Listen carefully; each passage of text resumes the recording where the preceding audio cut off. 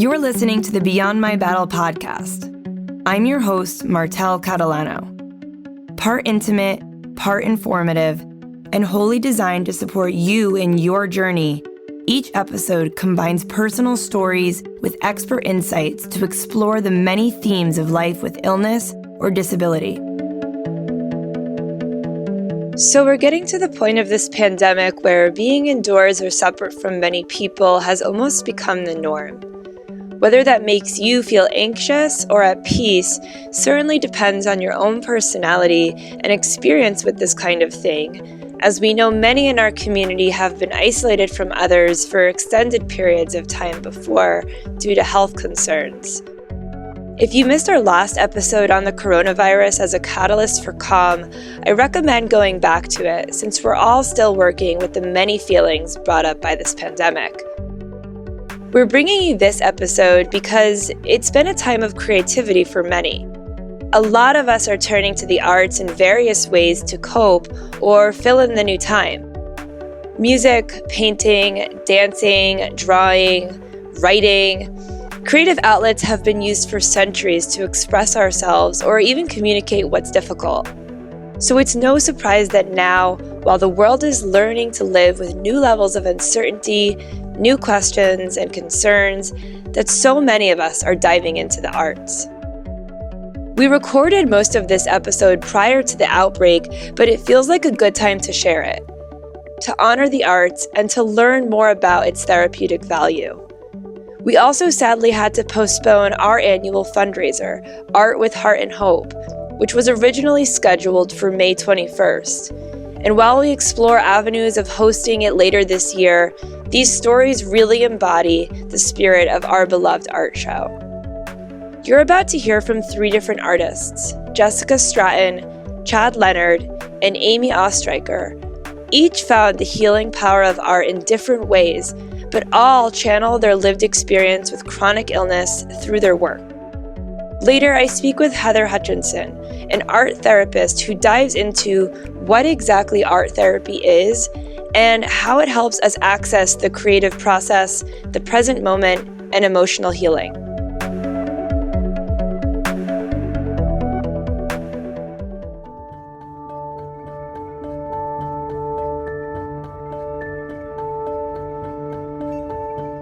I am Jessica Stratton. I am a high school art teacher, and I was diagnosed with lupus at age 19 and rheumatoid arthritis at age 21. My name is Chad. Diagnosis is quite a bit of things. Lupus is the primary. Lupus nephritis and lupus neurosis, so the brain and kidneys. And then that also led to having epilepsy.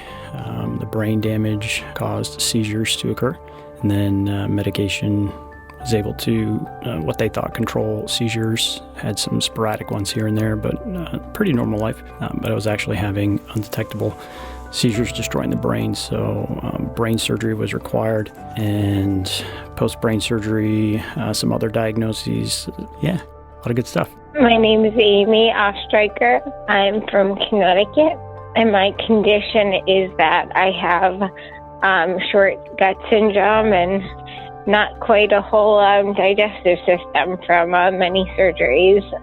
And I am the author of My Beautiful Detour, an unthinkable journey from gutless to grateful.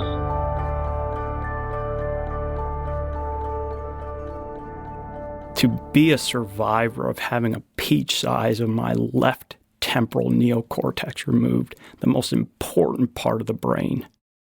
My long-term memory, my short-term memory, my ability to talk, reason, knowledge of time and understanding, the most important parts. You know, they say you're probably going to lose up to 30% of your memory. The test that they had to do, a WADA test prior that stopped back in the 80s, I had to sign stacks of paper in order to even do it. That's just a step in time for me, a stoppage to everything. Being diagnosed so young, I was still in my undergrad program, and I didn't know how to process that. And so I was making art in my undergrad program because I was studying to be an art teacher. but I wasn't exactly making art about myself. I started hinting at some things in like an advanced painting class, but I kind of just pushed it aside and didn't let my health and my art mix.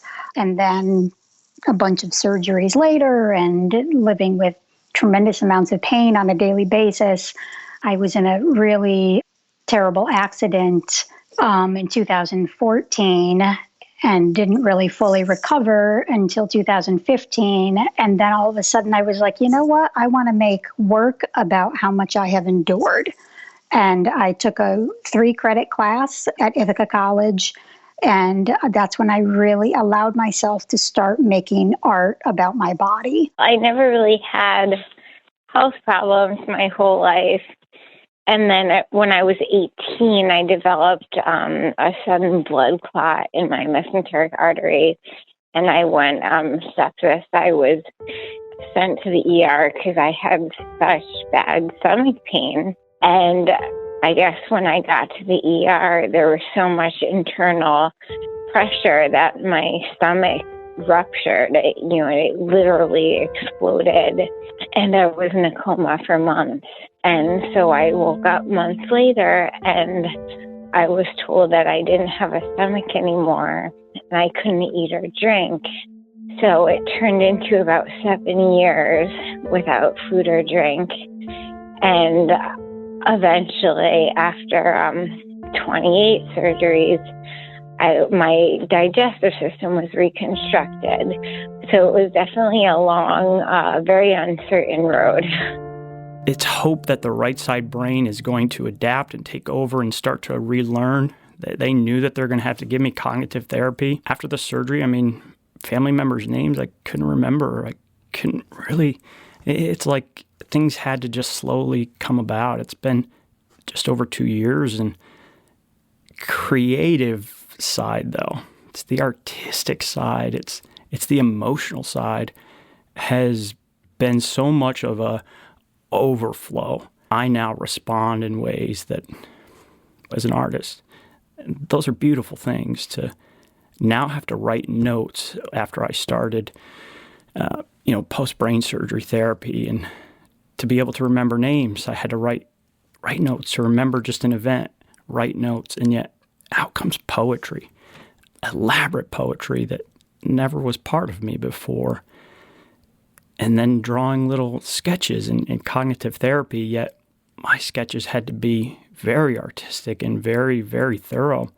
They were just taken aback by that. She wanted to photocopy and print and hang it on her wall. And to me, I was just like, wow, I've never done things like that before. I want to explore art a little more. I just started documenting different parts of my body that had been most affected by my disease and creating pieces where I would collage on top of like a photograph that I had taken, or I would manipulate them digitally. And I used those works to apply to Vermont College of Fine Art. And that's what got me into the program. I was always creative. I loved creating stories, and my number one creativity since I could talk was I loved being on stage. Musical theater, that was my passion, and that was what I was driven to do, and still am. But for me, that was my way of expressing my creativity. The visual art was part of what I call my beautiful detour, and this happened because my 13th surgery was supposed to be the surgery that was supposed to make me able to eat, but that turned into a big disaster. And I was stuck in the hospital for 4 months, really with doctors kind of grappling with what to do. And it was a very uncertain, frustrating time. And I picked up a paintbrush just because I didn't know how to express just the anger and sadness I felt. And I had no idea it would become such a vehicle for me to transform whatever I was feeling. And after that, visual art really became my voice. And I just couldn't stop creating after that. I designed a project where I invited other people to share their stories with me. And the stories didn't have to be medical. They could be, but they could be anything, any part of your life in which you felt you had to overcome something that was difficult. Some of the people, since my audience group was very diverse, I had never met these people, and I was reading their stories, which was incredible that people were willing to write that stuff down and share it publicly. Other stories, of course, definitely brought me to tears, just thinking people I've known and just revealed things that I've never known about them, which was really interesting as well. But it was also interesting because some people you could tell had, kind of resolved their stories and saw maybe some optimism towards, after experiencing what they'd experienced, and others kind of just ended abruptly. And it made me wonder how they're coping and dealing even, today. To me, there's never something bad that can happen because you have to search for the positive. Things are happening for a purpose. And if you cannot find the reason why, you will be lost in the deep hole of not knowing your purpose. You will not be able to live properly if you cannot wake up and realize, I am alive. It is so important to know that. And when you do that, you're able to cast off all the other things of worry and doubt, anxiousness. So creativity really saved me through that. And then I created a musical that combined the visual art and my original songs and story. But I really found, and that's what I try to work with others on, that you don't even need to be an artist to be creative. That's not what makes an artist. Creativity is a mindset, and it's a way that we can take whatever energy we're feeling, that uncomfortable, frightening energy, the energy of fear, the energy of uncertainty, and we can work with it in a way that we can transform it, and we can, create a path with whatever we have available to us. Prior to that final project was definitely personalized to my own experiences. And it truly started just out of overcoming so much and just taking a moment to step back and realize how much I have had to deal with and overcome. I'm up to 7 orthopedic surgeries. So the piece that I had in the show last year was about having my shoulder replaced, but I think what makes it different than just a regular replacement is I was in my early 30s and I had already had a joint, just stop working. I had complete frozen shoulder where I couldn't even lift my arm, couldn't even touch the top of my head. And so that piece was really about processing the loss of a piece of your natural body. And I'm sure other people have gone through it. Lots of other people have gone through joint replacements, but I was just really thinking about it symbolically as like, there's a piece of my body that is just gone and has been replaced with this man-made object, and how like cold and sterile that felt. I was just drawn to things. I would see the light casting, or I would be driving somewhere and I'd pass by something and I had to actually turn around. I had to pull over, and I'd have to get down on my knees. And, it also stopped people, though, because they would, it's just my phone. It wasn't like I had a camera around my neck and equipment out. People would want to make sure this guy was okay that's laying down in the sidewalk or something. It a lot of times starts conversation because I want to tell people what I'm doing. Not that I'm taking a photo, but why. And strangers talk, and it's that there's a deep story usually to people, and it leads to the conversation that I always want to tell someone there's hope. I was lost not having mine, not fully knowing mine, maybe claiming it, but not yet knowing how to carry it out. And now it's a full understanding of this is my purpose.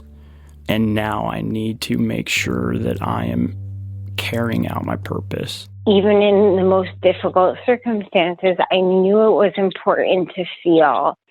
I knew it was important to express just to keep my soul alive. And different kinds of creativity got me there.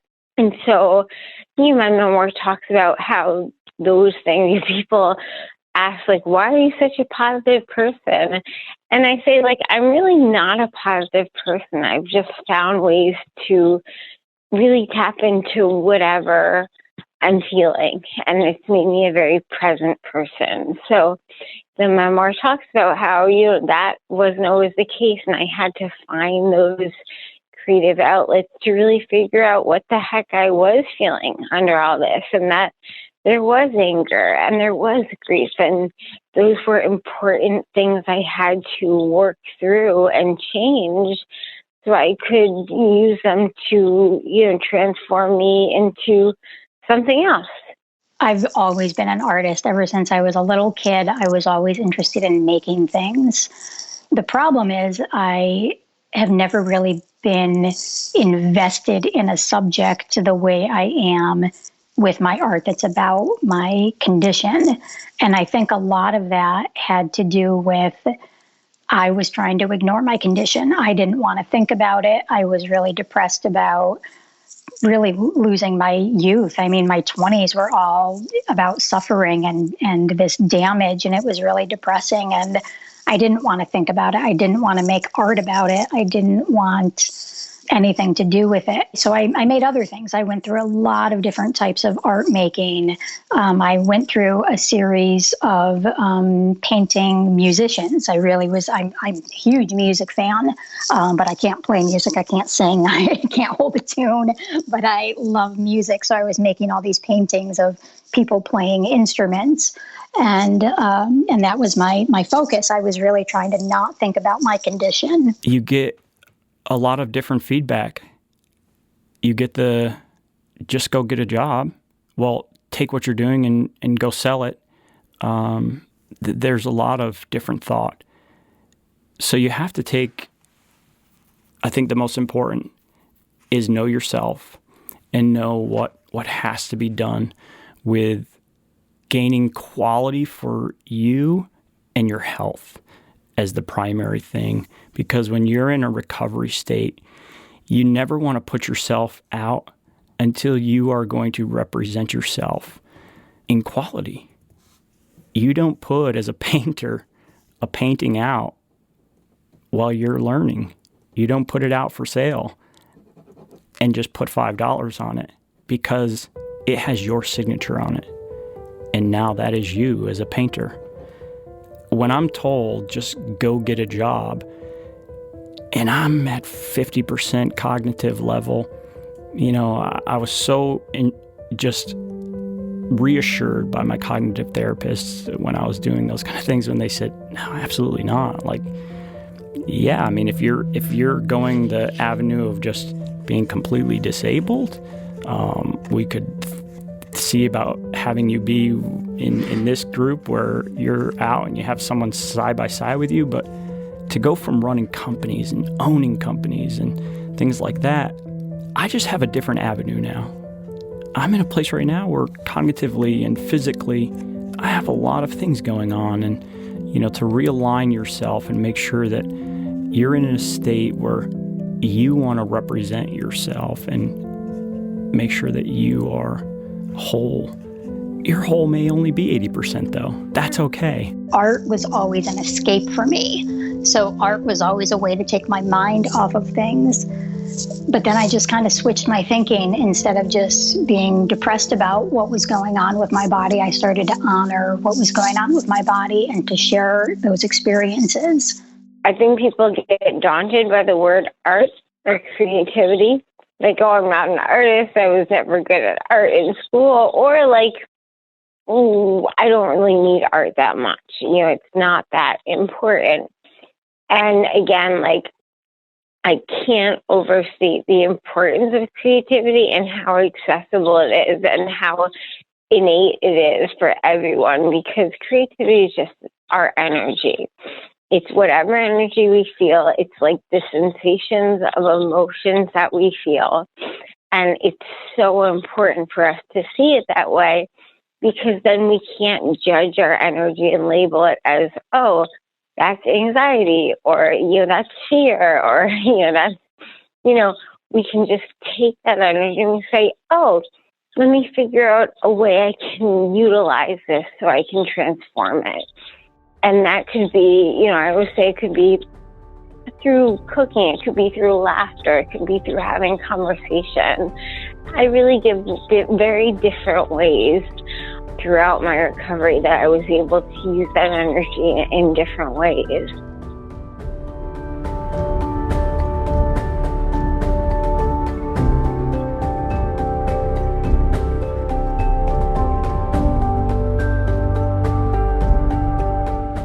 I'm interrupting to let you know that you too can share your story with Beyond My Battle. We believe a major step in the process of reducing the stress of illness, disability, or caregiving is owning your story, sharing the ups and downs even when it feels uncomfortable. I love this episode because it reminds us that creative expression is a great way to discover and share what we're feeling. But for those of you who would like to share your story with others, there's a button on the bottom of our homepage, beyondmybattle.org, that says, Share Your Story. We'd love to hear from you. Now back to the episode and my conversation with art therapist Heather Hutchinson.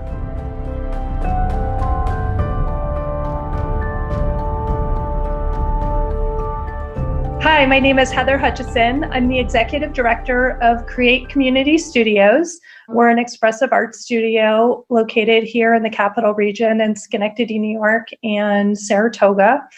And as well as running Create, I'm also a licensed creative arts therapist in the state of New York and a board certified art therapist. Thanks for joining us, Heather. We're really excited to talk with an art therapist about all things art and creativity, especially as it pertains to those living with health challenges. So what kind of populations do you typically work with personally? I kind of work with a little bit of everyone. I've had experience with working with kids as young as 2 or 3 up through senior citizens. So, I think that's the great thing about art therapy is it really is a very flexible modality, and you can really use it with just about anyone, whether they're they're struggling with mental health issues or physical health issues or just day-to-day stresses.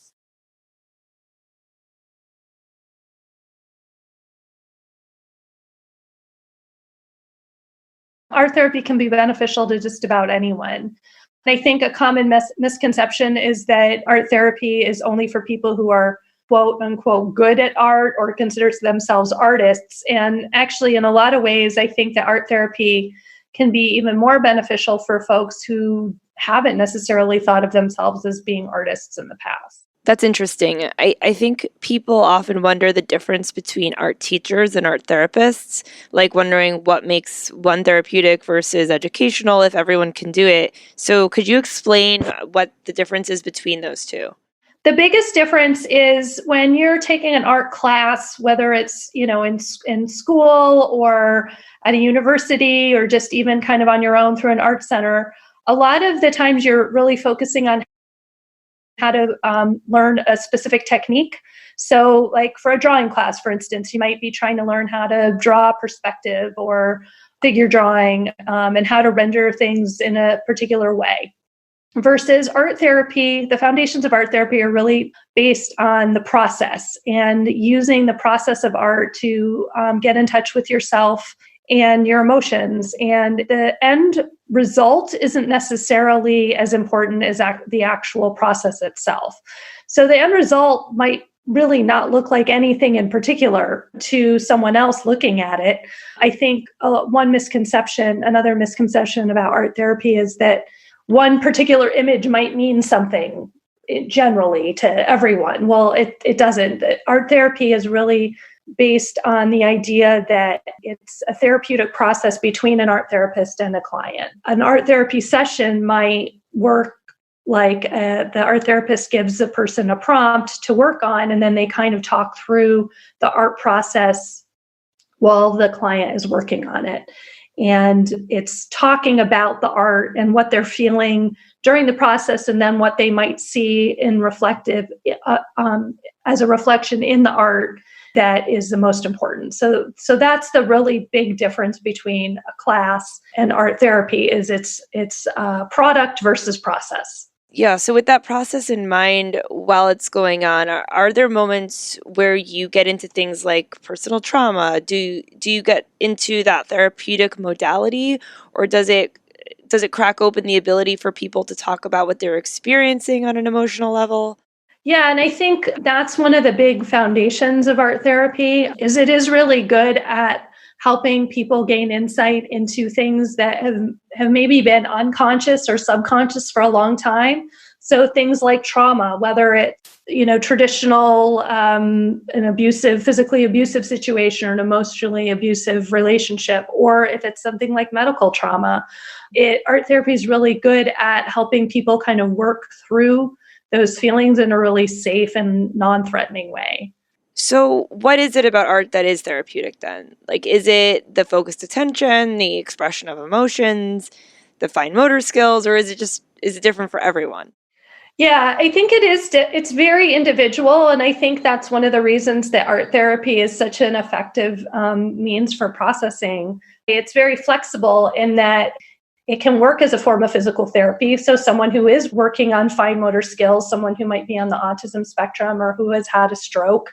But in doing that, they're also engaging different parts of their brains. I mean, art, just on a neurological level, engages your whole brain and can create some cross-lateral stimulation in your brain when you're moving your arms and your hands and that sort of thing.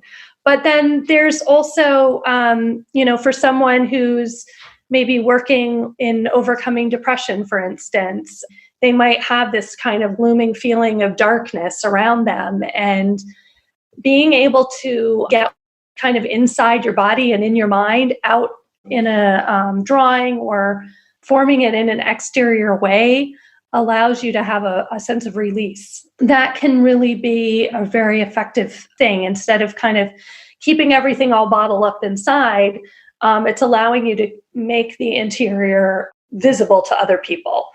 And then there is the whole issue of mindfulness. It definitely is a form of mindfulness. A lot of my own training was in both mindfulness and meditation, and how to use art as a form of mindfulness practice. I think a lot of times people are told that, oh, you should try and meditate and create some mindfulness practice as a way to de-stress, but they don't really know how to go about that, and they don't have maybe the feeling that they could sit there and meditate for 20 minutes. Well, art is a really great way to kind of connect to mindfulness practice without sitting and meditating in the more formal way.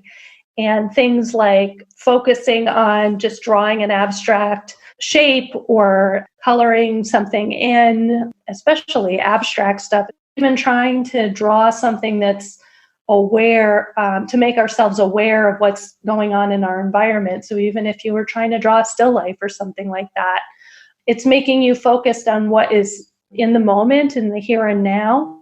And that in and of itself is the whole basis of mindfulness. Yes, exactly. A few people who displayed work at our art show last year expressed in their written components that we displayed next to their artwork that art helps them come back to the present moment. So definitely there are a lot of people using art making in many ways to practice mindfulness. And yeah, in episode 2, we had Pierre Zimmerman talk about how meditation is just one tool we use to cultivate mindfulness, because we can practice mindfulness in anything we do. Like, we can eat mindfully or speak mindfully or walk mindfully. So of course, making art or writing or dancing or whatever you do can be done mindfully as well. All of these practices, when done with awareness and with curiosity and without judgment, helps us be more mindful. Yeah, and I think that what you just said about without judgment is a really interesting thing. And using art as a way to kind of confront our own self-critic is a really useful tool. because a lot of times it makes it very apparent if someone is really hard on themselves. They might pick up a pencil, try and draw something and like think, oh, it's just not good enough. Well, that's usually our critic, our inner critic saying that. And so it kind of is a useful dialogue to have. Well, like, what's that inner critic saying directly? Yeah, it's needed insight. If before you even pick up the pen or the paintbrush and you're like, I'm going to be really bad at this, it's like, okay, we have some other things to work on here, don't we? Exactly. Exactly. So yeah, we had one of the guests earlier in this episode talk about how art is not about being good at art. It's about a mindset. And I think that's really what you're saying about art in a lot of ways, or art therapy, is that it helps people harness that mindset. Yeah, absolutely. So what do you hear most from people you work with about how this has impacted their lives? I think like it's fair to say at this point, yeah, it's not about being good or bad. And of course, with art, like we know it's very subjective what good even means. So what do you hear most about how art impacts people's lives emotionally or mentally? I think I see that change and that shift a lot with people who really hadn't considered themselves artists before. And once you kind of start expanding their horizons in terms of what art is and address that inner critic, it really creates this whole positive shift for people where someone who, didn't think of themselves as an artist, and they start down that road of just kind of maybe starting by drawing shapes and colors. And then it's like once that door opens, it kind of gives them all these options that they never knew they had before. I mean, I hear this on a regular basis, especially with people I work with who are somewhat isolated, whether it's dealing with a chronic physical illness or depression or another mental health issue, is that, they might be having a day where they're struggling so much. And if they go and pick up their paintbrush and just get it out, there's this release, this cathartic release that I kind of mentioned before that just allows them to feel better. And, some people say they feel that same way when they exercise really hard. And it's somewhat similar. It creates those endorphins in the brain that just gradually let people find a release and feel better. So that's the thing that I think I hear the most from people, is that once they start, they're never sorry that they picked up that brush or that pencil. And even if that inner critic is there, we talk about how do you dialogue with it and make it a personality so that you can talk back to it even. I think, well, one thing that it reminds me of, going back to when we were just talking about mindfulness, that release, that state that we go into. It reminds me a lot of flow state. When we are one with the moment, we can practice or do anything with ease. Like someone who is an incredible athlete can move through the motions of their sport with beauty and without really even thinking about it. And when we're making art, we get into that flow state too, where we're creating something and it just moves through us.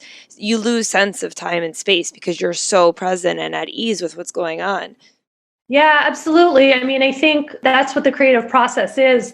The psychotherapist Csikszentmihalyi, I'm probably mispronouncing his name, but he had a lot of theories around the idea of flow psychology, and talking about the creative process, that really the biggest hurdle is just getting started. And a lot of people talk about, oh, I feel stuck. I don't know what to make today. And I know I've been in that space before.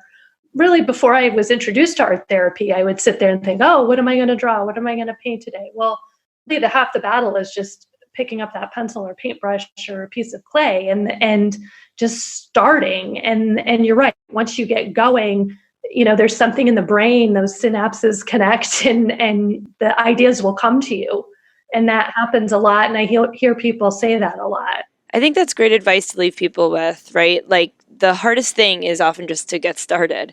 So what do you recommend for someone who is thinking art therapy might be useful for them? Like, do they need to seek one out? Do they need to work one-on-one? Can they go to a group? I mean, someone might be wondering, like, can my health insurance cover art therapy, like going to a therapist?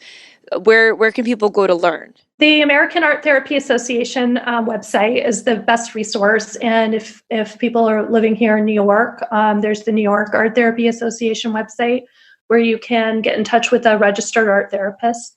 Some people are also licensed mental health counselors, as well as being art therapists, so they will accept insurance and people can use their own medical insurance. Some people do just private pay. It's kind of a mix.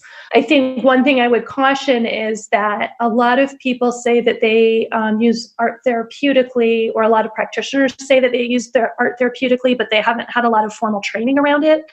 So I'd really recommend that people seek out someone who's had formalized training in art therapy, because a lot of people say they use art therapy, but they haven't had any formalized training around it. And that's not to say that people can't do art on their own and benefit from art in a therapeutic way, but it's just really important that you find someone that has formalized training in art therapy. Right. That was kind of another part of this question. Like, if art is therapeutic, can we just do it on our own? And at what point of doing it on our own would you say is a good time to take that next step and maybe go find an art therapist? Yeah, I think it's different for everyone. I think some people may do really well with making art on their own and sharing it with their own personal therapist who may not have a lot of art therapy training. And that's just fine. But I think what I get calls and emails from people a lot are from people who have just been feeling stuck, and they've realized that like talk therapy isn't working for them, or other forms of therapy haven't been working for them, and they want to try art therapy as something different. So I think that is really a time to recommend that people, if you're feeling stuck in either your creative process or your own therapeutic journey, that's really the time to reach out to an art therapist. That's a great recommendation. Is there anything else, Heather, that you want to mention for people living with illnesses and disabilities, or maybe caregivers? Caregivers are under enormous amounts of stress, and I think using art for self-care is a really widening subject, and that's something where really art could be of great benefit, where you kind of do it on your own just to relax or with a group. I think the other thing that I didn't mention yet is that using art in community, and that's kind of what CREATE is all about, is bringing people together to make art and getting out of that isolation. I think right now, while we're practicing physical distancing, and I've been using that word really mindfully as physical distancing rather than social distancing, because we're all kind of apart physically, but we can connect socially. But we can still kind of gather in groups virtually, or social media, that sort of thing. But once this whole time period of physical distancing is over, eventually, really seeking out groups where you can make art together in community, whether it's gathering with a group of friends who also like doing collage or painting, taking a class, doing a therapeutic group.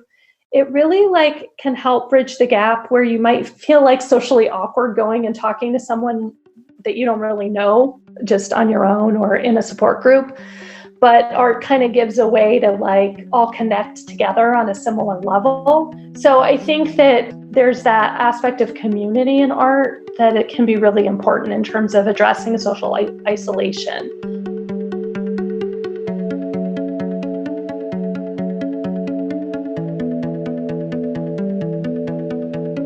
We have a section of our COVID-19 Battle Kit dedicated to free at-home creative tools.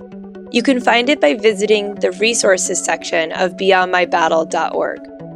If you're interested in learning more about our annual art show, Art with Heart and Hope, head to the events section of our site and definitely sign up to receive our emails as we release new information about this year and following year shows. You can subscribe to our emails in the footer section of our website.